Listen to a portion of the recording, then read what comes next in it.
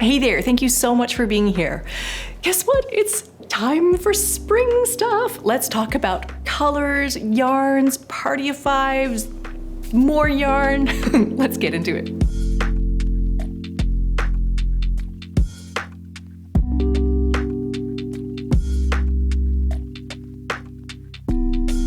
Hey there, thank you so much for being here. My name is Felicia from SweetGeorgia, and we are a hand-dyed knitting yarn company. And every Friday we come here and we talk about all things knitting and spinning and weaving and dyeing and all sorts of things to do with the fiber arts. Now, twice a year we come out with new colors for SweetGeorgia Yarns. And so today what I want to do is I'm going to go through and talk a little bit about the colors that we've chosen, talk a little bit about color inspiration, what's happening this year in terms of color, and some new things as well. We actually had a request for a tiny tutorial from one of the members of our School of SweetGeorgia, and she's also been in the audience for many of these Taking Back Friday videos. And she mentioned something about doing a little tiny tutorial about tying skeins together. And so as part of this, I'm going to do kind of like a kill two birds with one stone. We're going to talk a little bit about sock blanks, and we're going to talk about winding yarn, and we're going to talk about tying skeins together, as well as colors. So one of the very first things that I want to talk about with color is color inspiration for 2021. As you can imagine, we are coming out of, well, we're not even out of it. We're in a time where people are looking for the light at the end of the tunnel. People are looking for a little spark of sunshine, a little ray of light, basically. And so you may or may not have noticed that Pantone, it's a color organization that sort of predicts color preferences for seasons for the entire year. They predict it for commercial purposes, for fashion industry, for interior design industry. And so Pantone this year for 2021, they picked the color of the year as actually a combination of colors. And it's a combination of a silvery gray with a warm, sunshiny yellow. And so it kind of represents the need for a little bit of calm. The silver gray is about calm, and then the yellow is about hope, a ray of hope, some positivity in all of this. And so I personally love this combination. Grello, gray and yellow mixed together, Grello is one of my absolute favorite color combinations. I actually used this color combination to knit a sweater for my son a couple of years ago, and I love it because I love yellow, and I love a way to combine yellows with things to make, it is sunny and it is happy. It is a color that just spreads joy and is fun. And so just looking at some of the colors that we already make, and we make actually a number of yellows because I like yellow so much. And so we have, like our saffron yellow, which is like a very, very bright and sunny yellow. After we made saffron, I made another color called lemon curd. And lemon curd is a little bit more mottled. It's got a little bit more variation and nuance in it, and it's a little bit lighter. It's a little bit paler. And then after that, after many years, we were working on, trying to find a more subdued yellow. And so what we came up with is one that's called mellow. And so this is the mellow yellow. And you can kind of see it even against the gray background here. I'll show you these ones. This is saffron yellow. This is lemon curd yellow. You can see the nuance and variation in there. And finally, mellow. So 3 different kinds of yellow. These can all be combined in such a beautiful way with the different grays that we have. So we have here, this is probably closest to what Pantone is thinking about with their gray. It's silver. This is our silver color. So silver and, say, saffron together. I actually prefer the silver and mellow together. These ones I think look really cool together. And also, if you combine it with like a different gray, a slightly darker gray, you get a little bit more depth. You can do some more blending and all sorts of things like that. So that I think is a really fun combination. This is slate, silver, and mellow together. Or you could go definitely more high contrast, something like this one is charcoal gray and lemon curd. So that's also another kind of Grello combination, maybe adding in that middle tone color. So you've got lemon curd, silver, and charcoal. So that's another kind of grello combination. So these are some of the fun things that you could do with combining different kinds of yellows and different kinds of grays. I know, like I said before, I love yellow, but it doesn't necessarily look the best next to my face. And so it could be something where, you know, you knit something that's mostly purple with a little bit of yellow as a highlight or as a trim or something like that. It's just a way to combine that little bit of sunshine into your work. So now let's talk about the palette of colors that we actually created for spring and summer for Sweet Georgia this year. So I'm going to show you a picture of our palette. So you can see that when we designed these colors, they were very much influenced by the idea of coming out of a long winter, coming out of our homes, and what we might be feeling about needing to get outside, needing to escape, maybe into the woods, maybe even needing to escape this world. I was also personally last year very much influenced by this idea of space exploration and that idea of that we might even escape this world and go live on Mars. I know that my son and I and my kids and I, we were following the space exploration and the rocket launch, and we followed all of that. It's very, very exciting. And this whole realm was science fiction to us when we were kids, and now it's just becoming real. And so you'll see colors in this palette that have names like Mars Rising, Stargazers, Spacewalk, and Out of the Woods. And it's really a palette about breaking free and breaking out. So you'll notice that we have about 5 colors that are semi-solids. Generally, we dye a lot of semi-solid colors that have a little bit of tonal variation. And I love semi-solid colors because they work beautifully for garments.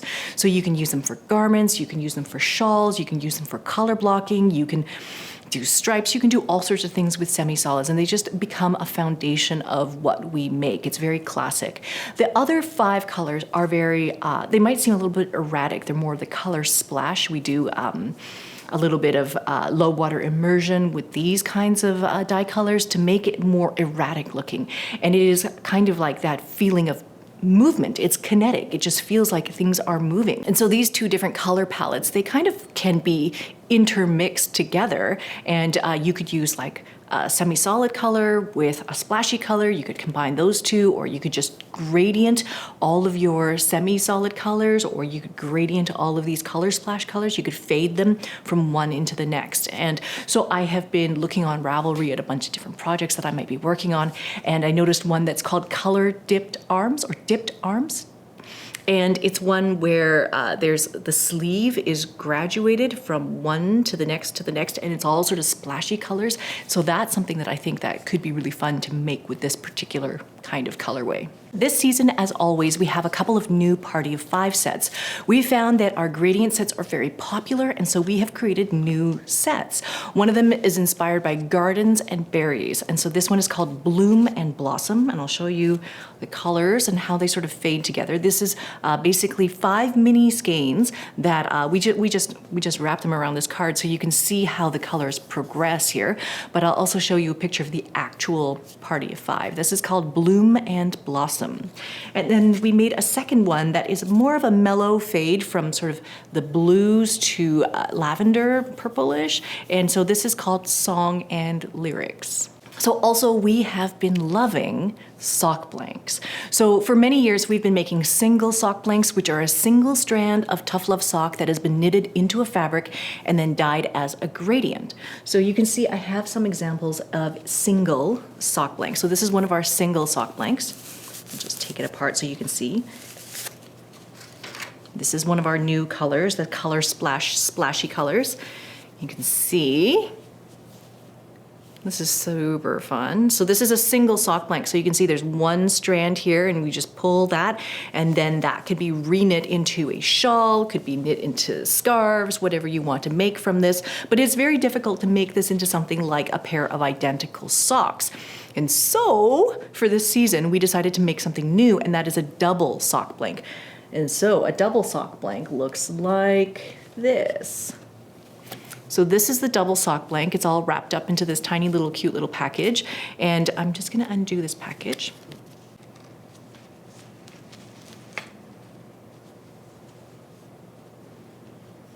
And so this is a double sock blank. And so that means that you can see here that there are 2 strands coming off of this. You can see here like that. So there's 2 strands coming off of this. 2 strands of Tough Love sock have been held together to make this one piece of cloth, and then we dye it with that splashy color splash technique, and then it produces this gradient sock blank. So when you finally unravel it, you'll be creating 2 identical balls of yarn, which is perfect for knitting a pair of socks. And so we decided to offer this double sock blank as a bit of a experiment to see if you guys like it, to see if this is something that you could use. So we have this sock blank available in all of our previous colorways for the gradients, the sock blank colorways, and we're also making them in these new splashy colorways. So this one is called Stargazers, and this color is called Alpenglow. So this was the single. So you can see the size differential. So this is one of them. This is a single, and this is a double. These are the same amount of yarn, but you can see that they are quite different in size. So this one is a single strand, and this one is a double strand. So it looks much smaller and much more compact, but really it's the same amount of yarn in both, but this will produce 2 identical balls of yarn, and this one will produce just 1 ball of yarn. So you can see I actually took one of the Alpenglow double sock blanks and I wound it into 2 little balls here. So I'm gonna show you, give you a little tutorial on how I go about and do that. Okay, today by special request, I have a quick little tutorial here about this double sock blank, and it's also about making figure 8 ties in skeins. So what we have here, this is a double sock blank, which means that 2 strands of yarn have been knitted together before it's been dyed. And so it's been dyed in sort of this gradient effect. And so the idea is that after you sort of unravel the 2 strands off of this double sock blank, you can make something with it. Now this is fine if you are going to take each one of these strands and then start knitting a sock with each one of these at the same time. So you can knit 2 socks at the same time, two up socks. Yeah, 2 socks at the same time.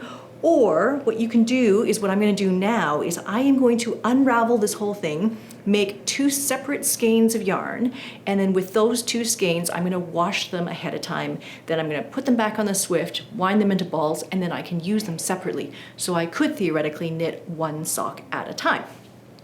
So in order to do this, what I'm going to use is I'm going to use my ginormous umbrella Swift here. This one is called the Ultra Umbrella. This is made by Shacked. This is a really super great Swift. You can work it this way horizontally, or you can change the configuration and it can go vertically. It's quite awesome and amazing. Okay, but I'm going to use it horizontally. And so I'll just set it up and tighten it like so. And what I'm going to do is I am going to leave my double sock blank on the floor. And then I'm going to take these 2 strands of yarn and I'm going to tie one to one side of this Swift. Okay, and then the other side I'm going to tie to the other side of this Swift. And I'm going to try to wind 2 skeins at the same time. Okay, so I'm going to hold them so I can put them under a little bit of tension, like so. And you can see how my hands are sort of holding the 2 strands that are coming off of the sock blank. It's on the floor, and holding them apart so that they become 2 separate skeins of yarn. I'm just going to continue like so. And if I keep my hands sort of separate, I'm hopefully going to have them building up. I'm not going to put too much tension on it because too much tension will cause all of the strands to slide into the middle. But what I'm going to do is try to keep them separate so that way they can form 2 distinct skeins of yarn.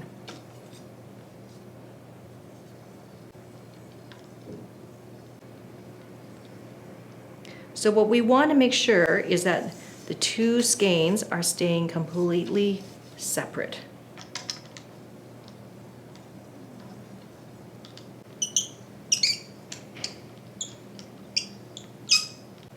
If you happen to have a skein winder that winds multiple skeins at the same time, then ideally you would use that. But in this case, I'm just using the Swift that I have. You can kind of see the colors are already changing. I got to make sure that these 2 are separate.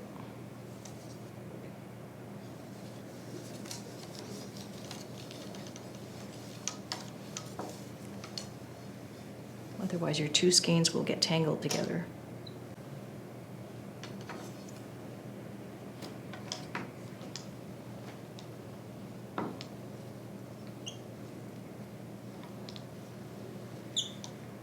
So we're just going to undo those two ends, and here we go. So now we have two completely separate skeins that I need to tie off. Okay, so I'm going to show you two different ways that I tie these off. So the first way is how I would normally tie this off if I was using hand spun, if I was winding hand spun. Very often the one end that you have and the first end that you have, they don't connect. They're not going to be long enough to connect for whatever reason. Sometimes they just end up on opposite sides of the skein. So what I do is I take one end and I will kind of fold it with my hand here and take the end and drive it into the middle of the skein, and then around the side, and then come back through the middle of the skein like so. And so it's making its own little figure 8, and then I take it, and around that folded area, that's where I let go. And so you can see that the yarn is coming here, it's folded, it's going into the skein, out the side, going back into the skein, and then that end comes out here. And then I take this end again and fold it back, and I might pick another area to pull it through the skein, go around and go back in like so. And so I'm basically taking that end and I'm just tucking it in sort of like a figure 8 shape into the skein here. And so I'll do the same with the other side. So I'm going to untie this little bit. Okay, and so with this other end that I've just untied, I'm going to do the same. So I'm sort of going to fold it to the side and then take the end, put it into the middle of the skein, around the outside, go back through the skein where I opened it up, and then tuck that end through that folded bit here and let go. So you can see it's going in, folded, into the middle of the skein, around the outside, and back through like so. And so that's kind of like a little figure 8 tie. This is not in any way actually tied, it's just sort of tucked in. And so I'll kind of go through here again a couple times with however long this end is. And so there's no knots or anything being formed, I'm just tucking it in, okay? And so then, because these two ends are just tucked in, they're not actually tied, I'm going to take some extra scrap yarn and make them into actual ties. This is leftover warp from a project, and so what I'm going to do is I'm just going to cut them into short lengths so I can use them as ties. But you want your tie to be probably about 3 times the width of your skein, because what you're going to do is you're going to fold the tie and then you have to tie the two ends together. So I'm going to cut probably around here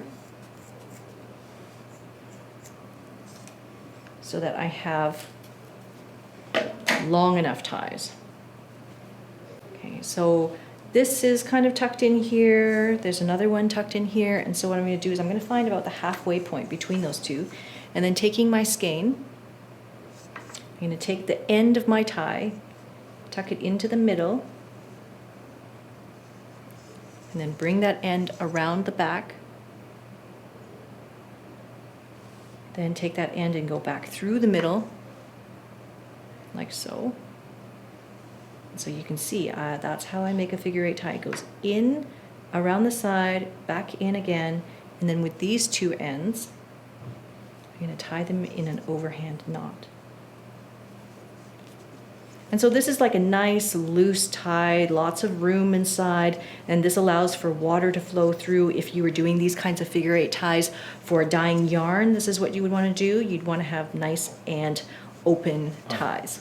Yeah, so I'm going to tie this skein in about 3 different spots, equally spaced around the skein here. So that's one skein that's totally done now, and we're going to do the other skein. Now with the other skein, I am going to attempt to tie the beginning and the end together with a tie, which is very often how you might see yarn tied up if you're buying commercial yarn in a skein format.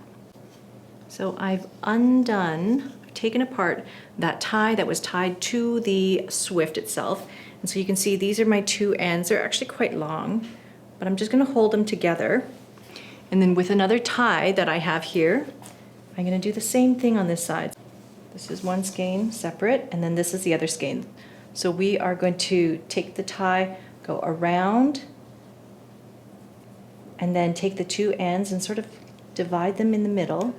I'm gonna take one end through the middle and the other end through the middle, and they're both coming out the side where my ties are, like so, like that. So you can see the end and the beginning of my skein with the yarns, and then the tie, the beginning and the end of the tie, and then I'm gonna tie all 4 of those strands together in an overhand knot.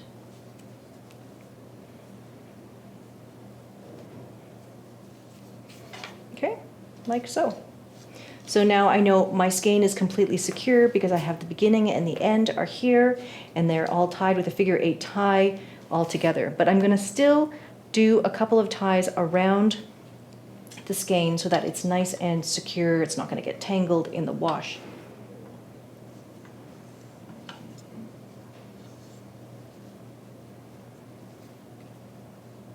Like so. How many do we have? We have 3 already. I'll do one more and then we're done.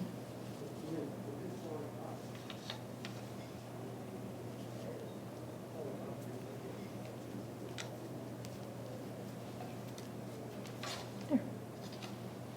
Okay, so now we have 2 skeins on this Swift, and we can just sort of loosen the tension so we can take these 2 skeins off.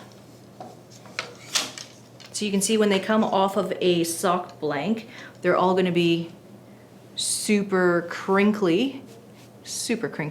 And so I would put this into the wash to let all of the crinkles and the kinks relax, and they will all come out and become much more smooth and easy to work with.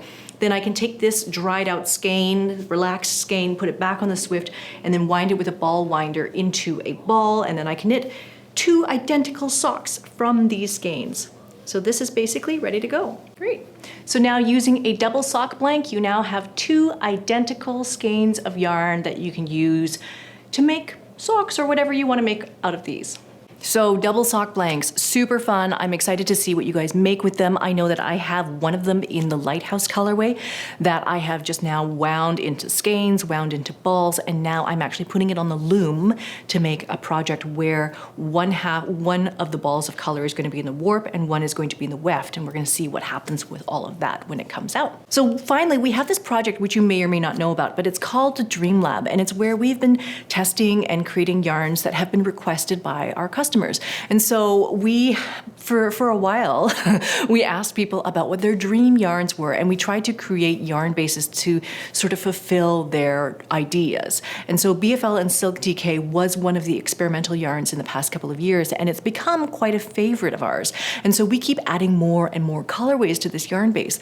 And so now it's available in 32 semi-solid colors, and they would work really beautifully for stranded color work. In one of the previous videos I'm making the Wild Autumn cardigan, and it's a stranded colorwork project that requires DK weight yarn. And I chose to use Tough Love Sock held double in order to increase the weight of that yarn. But I think that it would be a perfect thing to use BFL and Silk DK for as well. So I'm such a fan of this BFL and Silk blend that we're actually going to be making a BFL Silk Fine yarn later on this year.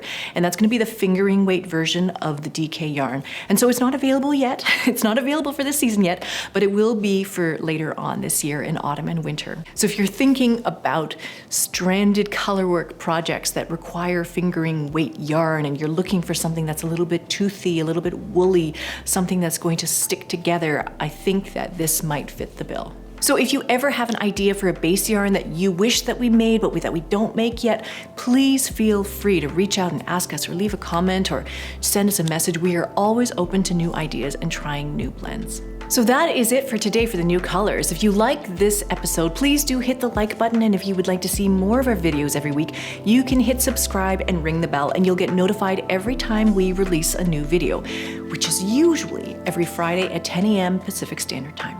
So that is it for today. Next week, we are going to be talking about the new and spring-summer collection, the garments and the designs, and I'll have all of those available to show you. Thank you so much for being here, and I will see you in the next one.